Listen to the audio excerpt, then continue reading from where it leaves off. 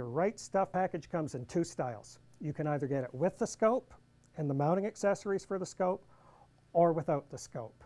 So remember, when you open the package, whatever you purchased is what you're going to need to assemble. For the purpose of this video, we're going to be assembling the scope package because that's by far the most complex of the two alternatives. The scope package comes with a VariZone scope, a scope mount. It comes with a 4-arrow quiver. There's a box containing deck wax target points, quiver mounting block, quiver bracket, etc. 6 arrows. There is a stringing aid, 6 broadheads. These are the bolt cutter broadheads, an excellent choice. And there are scope mounting rings in there. We've got the bow out of the package. All of the packaging is off everything. The screws are out of their bags. The Allen wrenches are ready to go. Now the first thing that you're going to want to do when you assemble your scope mounting kit onto the bow is put the scope mount in position. There are 4 holes drilled and tapped in your trigger unit, and they are made to accept the scope mount.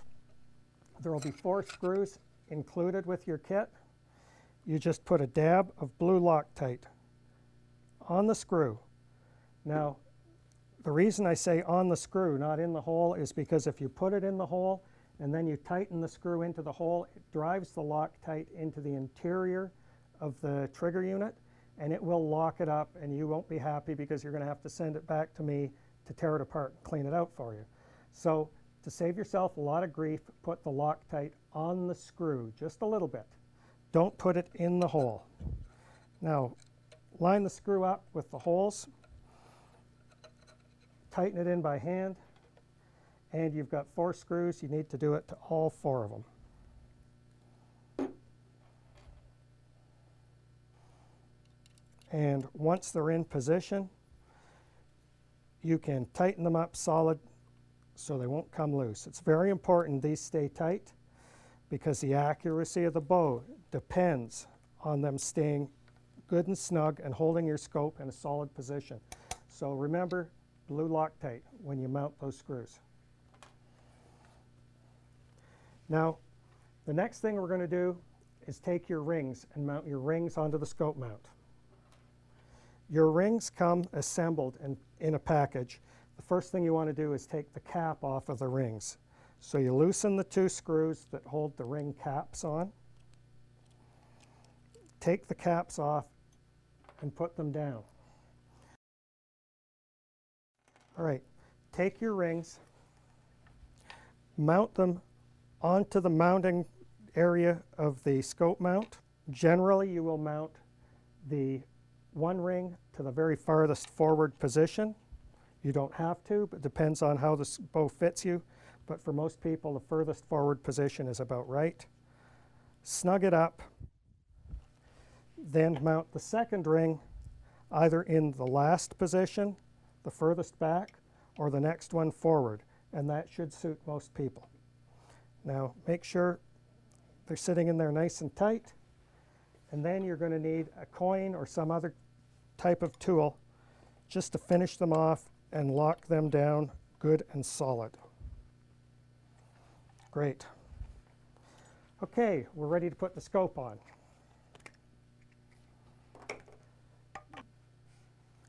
Drop the scope onto the rings and set it up so it has one turret straight up and down. That will be your vertical adjustment turret, and the other turret is straight to the right and left. That would be your windage adjustment turret. So once you've got it in position, drop the ring caps back in position and snug them down. The trick here, putting the caps onto the rings, is you don't want to tighten them down so they're tightened completely down on one side and have a huge gap on the other side. You want to try and keep the gap even on both sides of these caps as they go down onto the rings.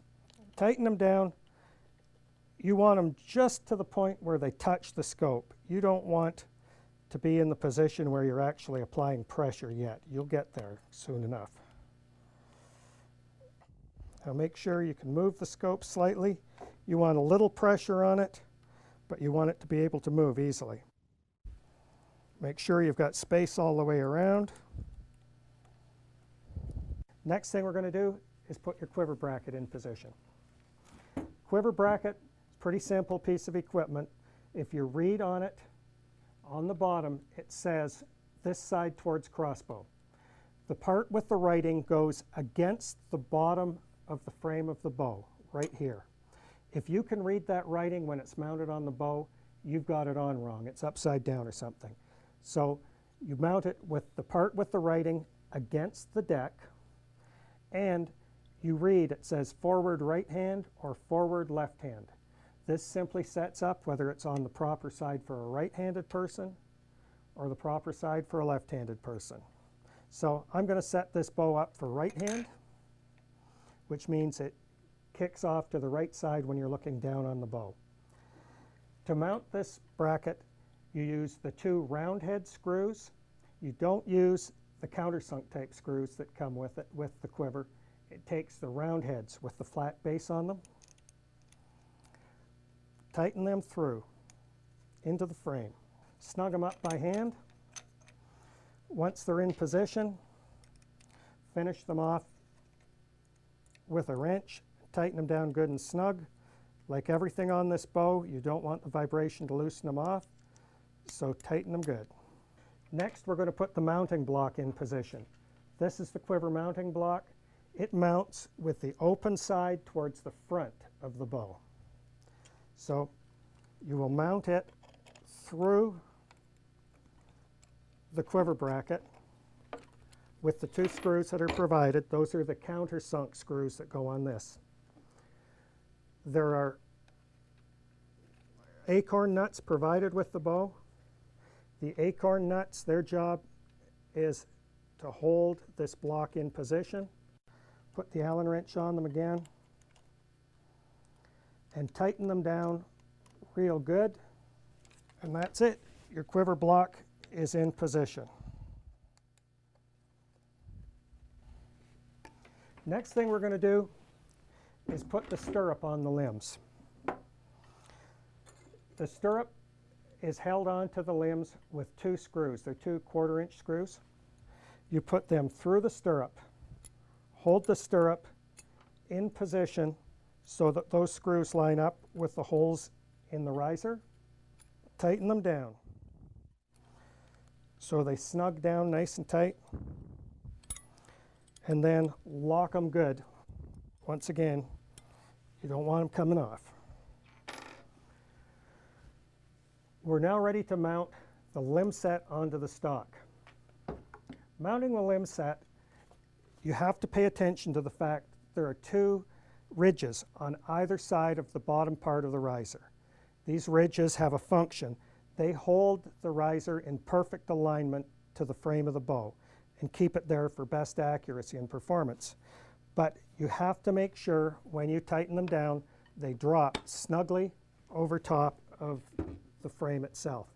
And also make sure when you tighten them down that you pull the riser back so the riser sits tight against the deck of the bow and there's no gap there. The screws you use for mounting the limbs onto the riser are 2 5/16 countersunk type screws, and you have to remember to use the washers that come with it. There are anodized aluminum washers that go between the screw and the frame of the bow. Put them together, hand tighten them down, finish them off with the Allen wrench. Take the 2 of them down so they just touch, and then once they're, make sure they're aligned properly, tighten them down good and tight. You can double check that you got those 2 little ridges in position and that the riser's perfectly aligned if you just take your finger and feel the junction between the deck of the bow and the riser. It should be nice and flat with no big ridge to show the separation. We've got the limbs on. It's time to finish setting up the scope. When you put the scope on, you have to remember the horizontal crosshair line has to line up with the limbs. You want it to be parallel to the limbs. So you look through the scope and you turn the scope until you've got those crosshairs so they are parallel with the limbs. Also, this is the point where you set up the distance the scope is from your eye. Remember, the further it is from your eye, the smaller the view through it's going to be, but if it gets too close, it's not comfortable. So set it up by sliding it forwards and backwards until the view opens up all the way and you can see perfectly through it, and it's very crisp and clear. Once you've got that set up, your crosshairs are square, it's time to tighten it down. When you're tightening down a scope, you want to use a crosshatch type pattern.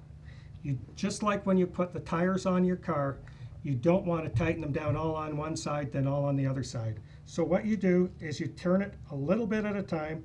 You start on one side, then you go to the far ring, the opposite ring, and the opposite side, tighten down a bit more, then tighten the other side again, and go to the opposite side again.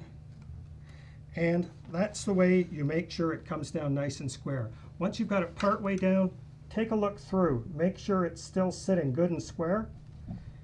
If it's still square, you can finish tightening it into position, and you're ready to go. The only thing you've got left is you're going to have to set the focus.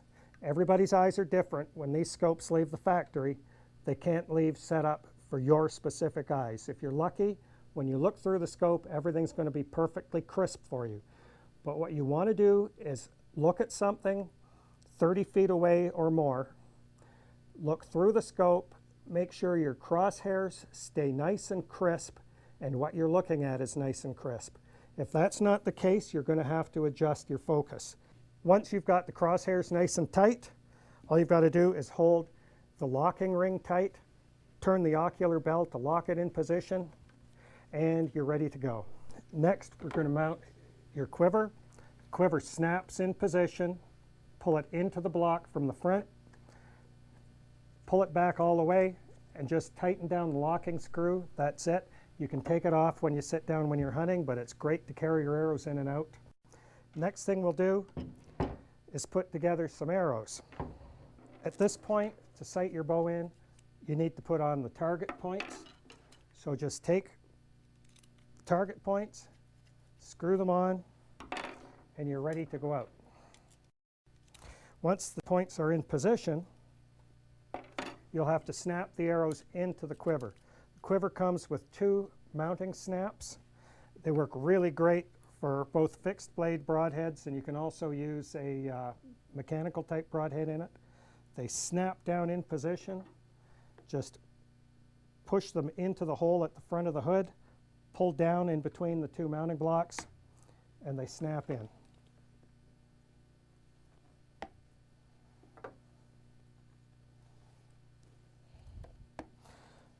That's it. You're ready to go out and practice with your new bow. But I'd like to really quickly go over how to assemble your broadheads.